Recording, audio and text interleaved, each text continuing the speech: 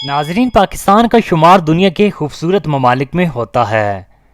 पाकिस्तान को अल्लाह ताला ने बेपनाह नेमतों से नवाजा है, जिसकी बेहतरीन मिसाल खुशगवार आबो हवा है।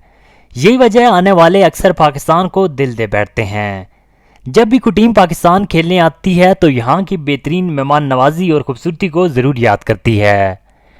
जनूबी African fast bowler Dale Steyn भी पाकिस्तान में गुजरे खुशगवार लम्हात को याद करने लगे। एक इंटरव्यू में उन्होंने कहा कि मैंने होटल और स्टेडियम तक महदूद रहकर भी बहुत लुत्फ उठाया।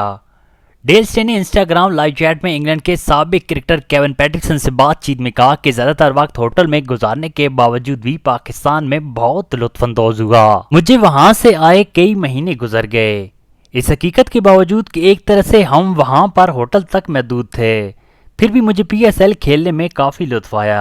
हम बाहर घूमने नहीं जा सके, पीसीबी इस बात को यकीनी बनाना चाहता था। वैसे भी आप वो शख्स नहीं बनना चाहते जो बाहर जाता।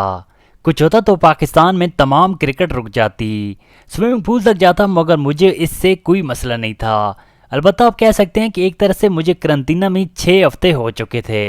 डेल स्टेन ने पाकिस्तान में सर्द मौसम को खूब एंजॉय किया, मगर पीएसएल में उन्हें सर्दी से थोड़ी बहुत परेशानी भी हुई।